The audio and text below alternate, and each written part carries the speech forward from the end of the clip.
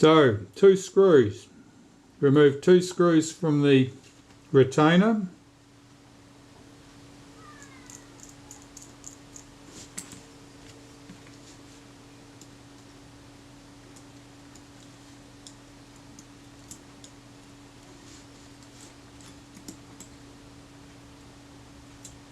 And I'll lift that retainer plate off. And I can see underneath it that it's quite dirty. There's some stuff here, looks like grease, dried out grease. It's no wonder that was a bit stiff then. You can see our setting ring here.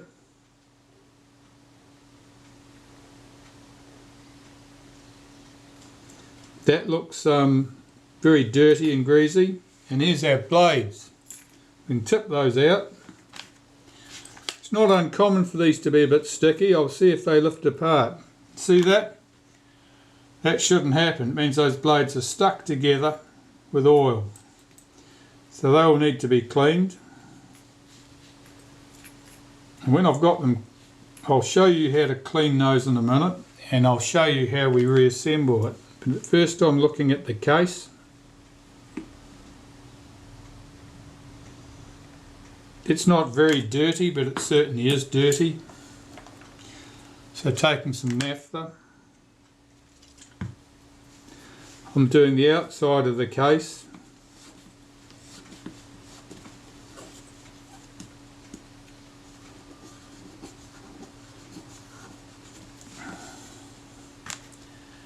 And you can see by the colour of that there's an awful lot of dirt and grease coming off.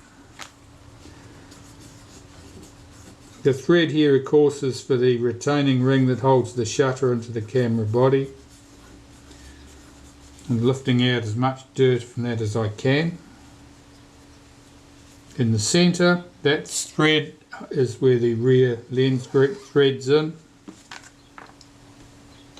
That should be clean too, of course.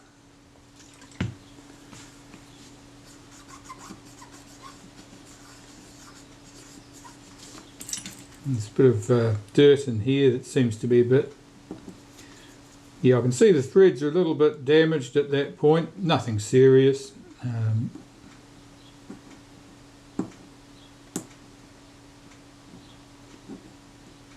The threads are quite fine, and being aluminium, they're quite easily damaged. That's fine. I've finished wiping the rear of the case, wiping the outside of the case, the inside of the case.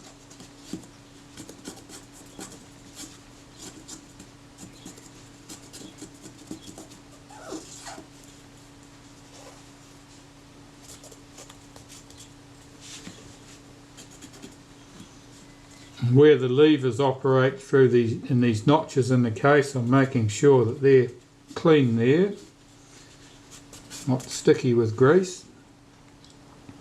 Well, that case is clean now. That's ready to be rebuilt.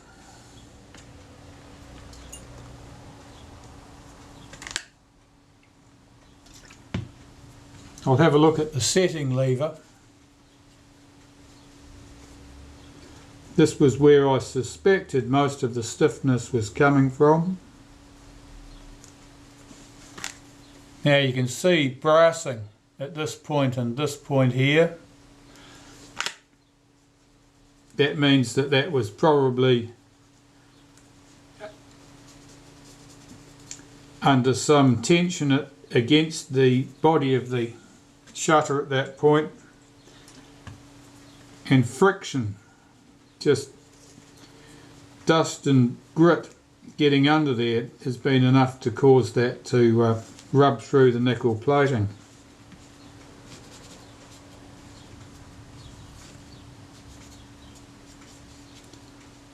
So I'm just wiping over this entirely, all surfaces, to remove any old grease.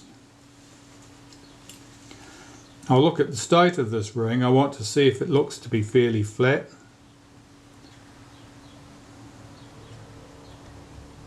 It doesn't look too bad actually. I'll just try that against the body. The shutter, this shutter has 2 aperture scale rings, so that depending on whether you're taking your photos in portrait or landscape mode, you can see your scales. That appears to move quite smoothly on the body. I'm looking from the side to see if it looks distorted. It looks quite good. We'll pop that to one side. Now the retainer. That looked very dirty. This is the inner surface that goes against the aperture blades, the diaphragm blades. And that's greasy.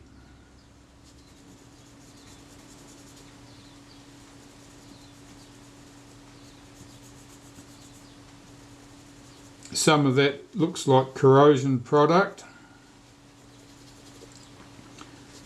There's certainly a spot on the plate right here, which is definitely a spot of corrosion. Means a drop of moisture has probably found its way in there.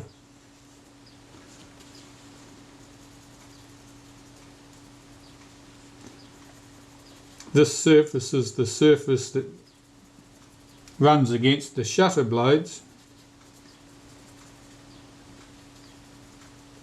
It's in good order really, apart from that little patch there that of corrosion. I'll just have to check that to see that that doesn't feel rough. So I'll hold this down on this board and give it a wee scrub.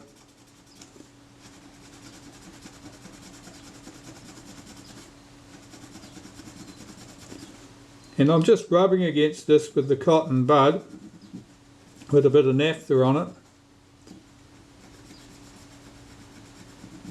And it's rubbing away most of that mark, so it can't be too severe.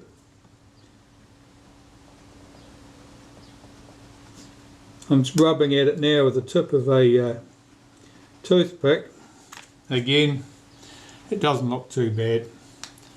The mark is, it's certainly not raised, it's not going to cause us any problems.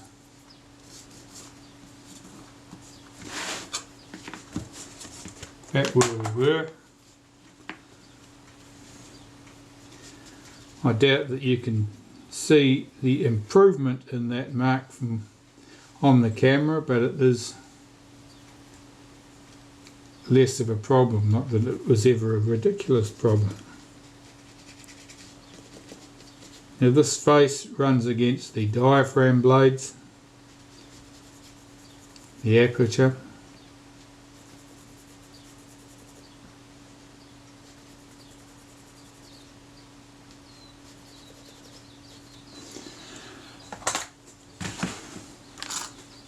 Now it's marked just here.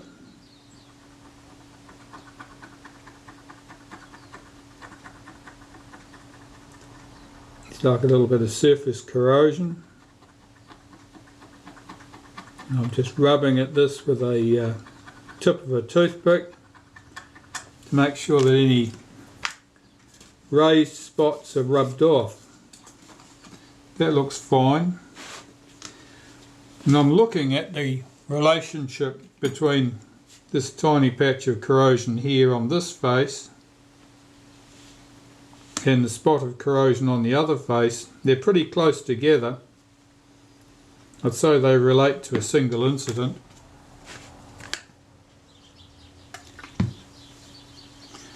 But it's anyone's guess what that incident was and when it took place.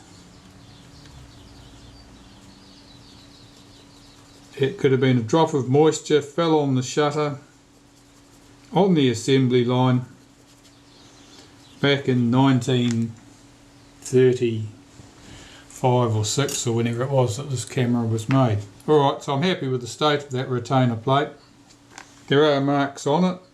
I can't make out a fingerprint there, but I wouldn't be at all surprised if this area here represents a fingerprint.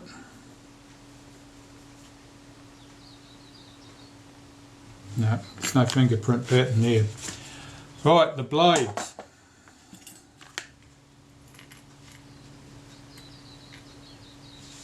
Yeah, you can see the oil on that blade there. This pattern over here is oil.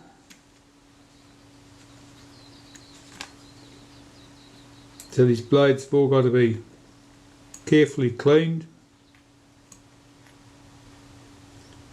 and carefully put back.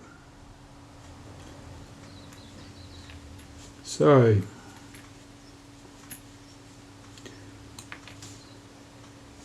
just need to get out a piece of paper to do that on.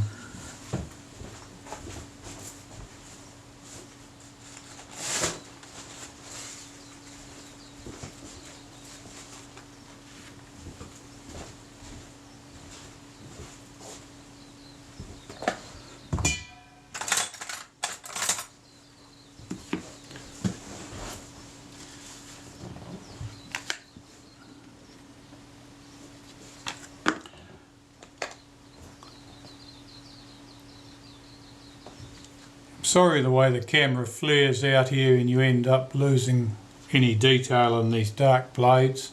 I just can't seem to get this thing under control when it's doing video. When it's still shots it's not a problem, I can adjust the aperture, but it just looks after the exposure itself in video mode, and as a result it turns the white paper to medium grey and the dark grey blades to black as the ace of spades. So I'm cleaning these carefully. Things you have to be aware of. Don't want to bend the blades, distort them in any way. Be careful when you're cleaning them with a cotton bud that you don't end up with threads of the cotton around the little rivet posts.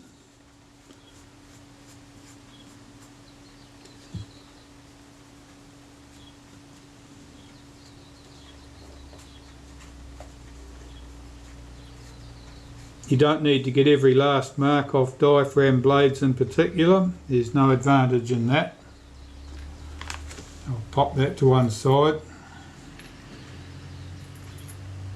These blades aren't symmetrical. Both ends aren't the same, which means we have to sort them and lay them out in the correct position for reassembly.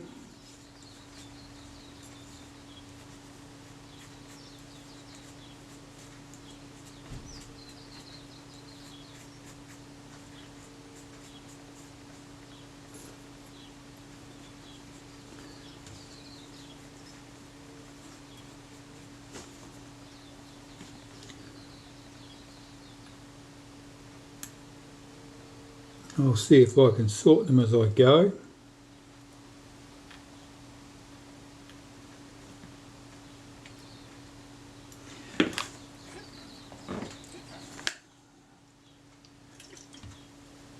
I'll just do this blade and then I'll stop, and I'll bring you back when I've got all the blades cleaned, because the video camera is bleating piteously that its battery is about to expire.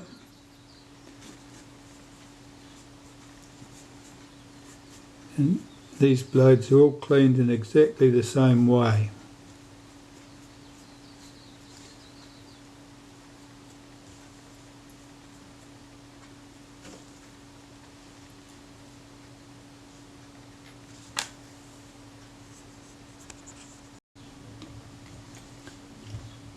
Well, I've got my diaphragm blades all clean now and ready for reassembly.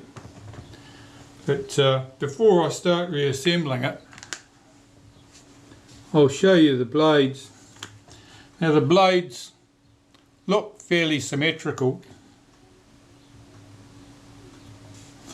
but in practice the rivet at one end of the blade is much taller than the rivet at the other end of the blade. One of the blades, that's quite low.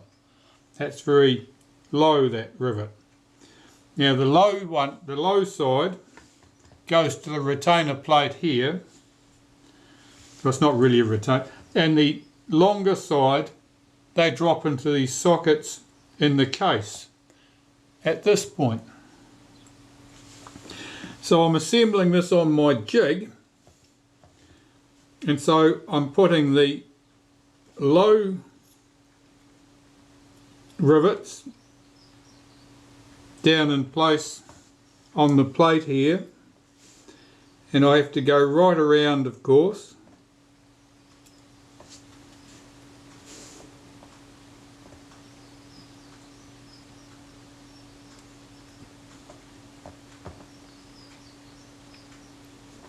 And there's no complication until you get back to the beginning.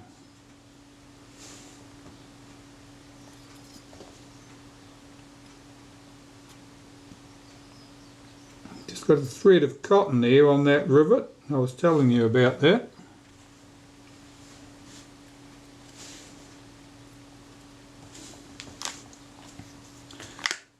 I've just got a toothpick here to help me manipulate these blades into position.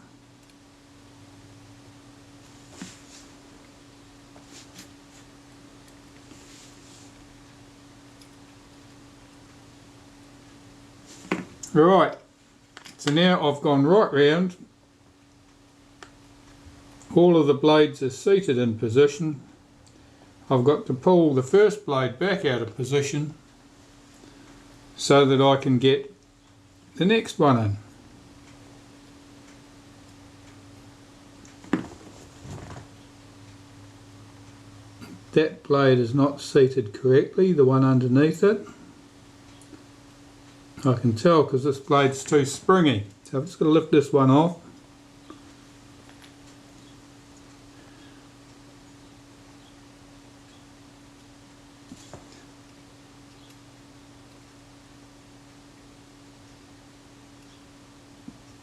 That's better.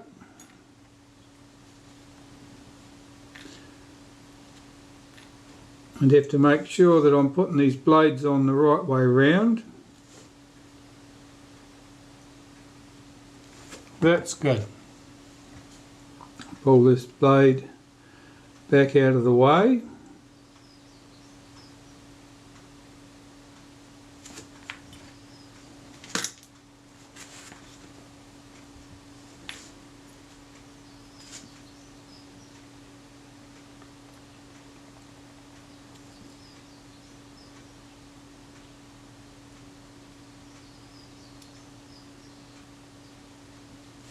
And get the next one.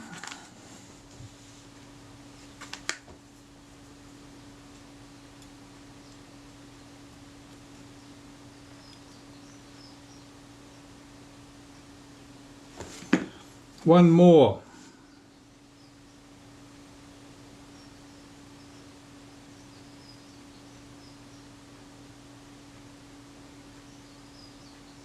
Of course, you have to be very cautious pulling these blades back, otherwise they will end up falling off and you have to start again.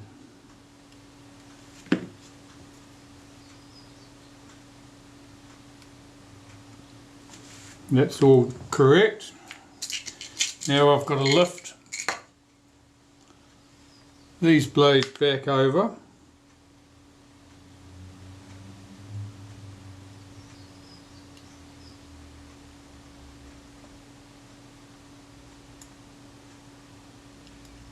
No, it's catching on something.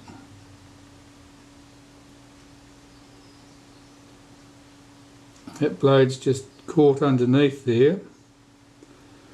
That's better. If I swing these blades in,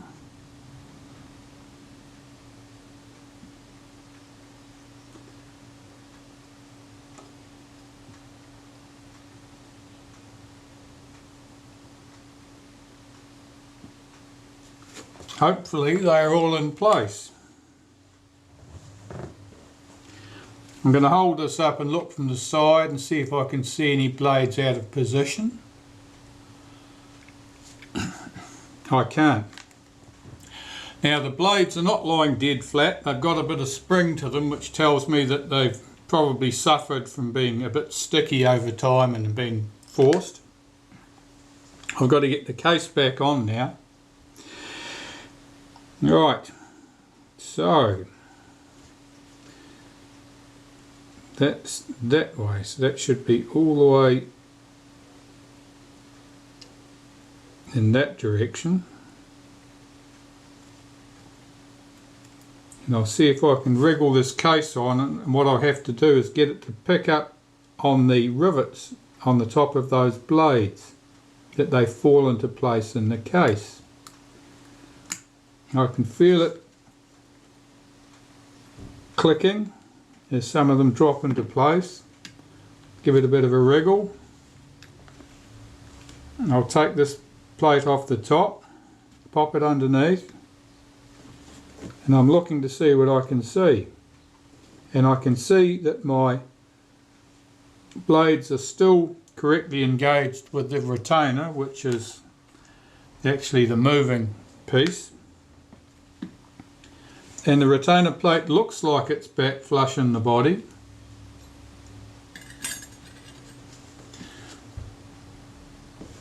So I'm going to put the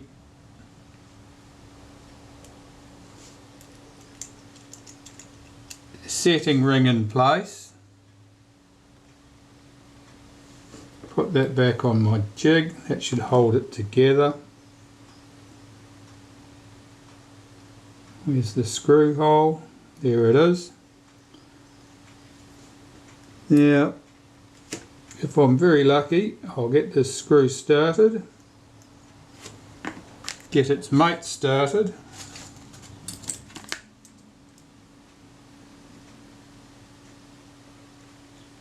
and the blades, the pins on those blades, the rivets that form the pivots, should be sitting correctly in place, and if one or more of them is just slightly off, they should drop into place when I wriggle it. Let's get this screw just started. Haven't done that up tight, all its mate. If I move the setting lever, what happens? Okay, so the blades are all moving correctly. That all looks good. So I can tighten those screws up.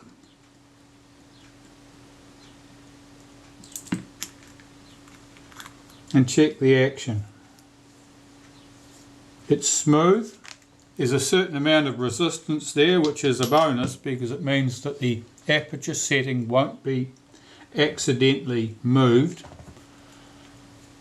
But I know that my blades are clean, that there is no grease or oil on those blades, and any resistance I feel is between the setting lever here and the case, and that's smooth in action, so it tells me there's no grit or dirt under there.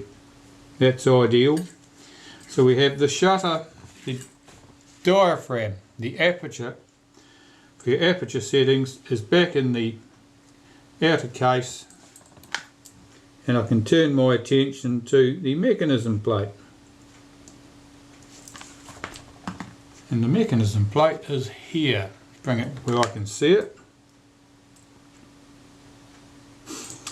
Right. So I want to remove the blades first. I'll make a note of which order the blades go in. So the first blade is here. I'll put a tiny scratch on the case there. The second blade is here. I'll put 2 tiny scratches there. And the third blade is here. And we'll just put 3 little scratches there. That should do. I need to remove the screws that hold the blades in position.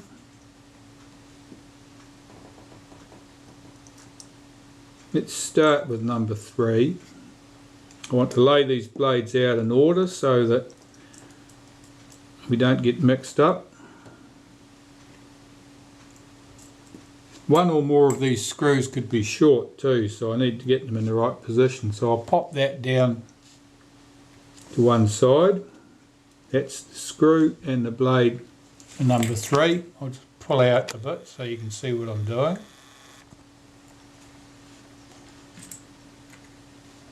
3 and its screw.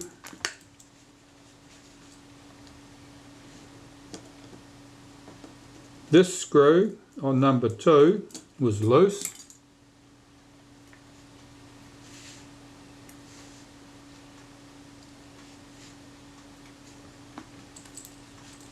And blade number 1,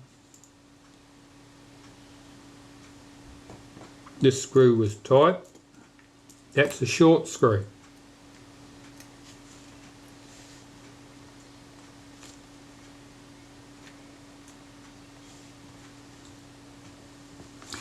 That all looks good.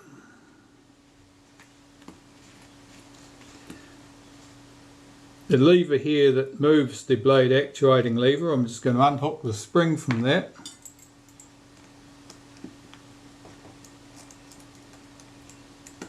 Remove the single screw that holds it. I'll pop that to one side, pop that lever to one side.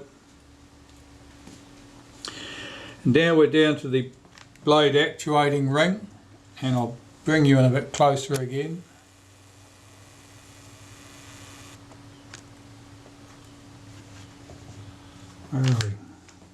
So this is held in place by a tab on the slow speed, the retard gear train here, and 2 brass hex headed screws.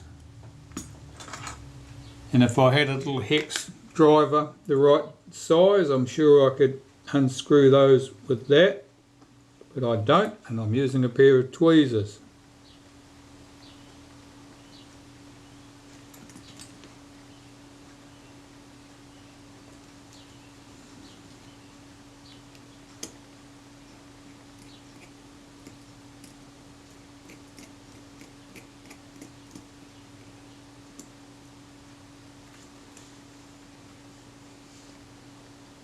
That was the one near blade number 1, so I'll put that over there. I don't think these screws are different lengths, but you never know your luck.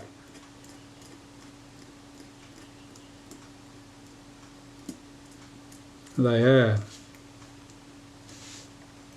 No, they're the same.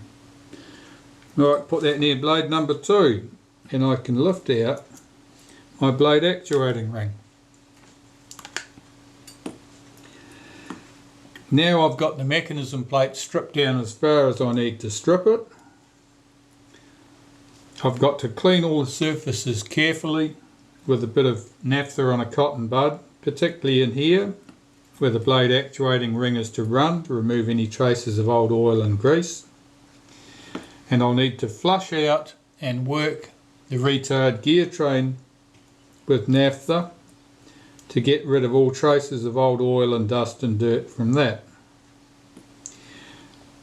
As I said earlier, you can remove the retard gear train to do that separately, but then you have to adjust it afterwards, and adjusting the position of this is not easy, it's awkward.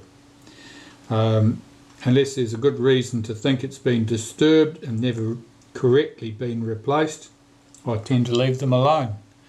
I'm very rarely surprised with the result. Just occasionally you will get the shutter back together and discover that the speeds aren't correct, and probably were never correct before you got it, as a result of some previous repair where somebody had removed this and been unable to get it correctly replaced in the right position. Alright, so cleaning next.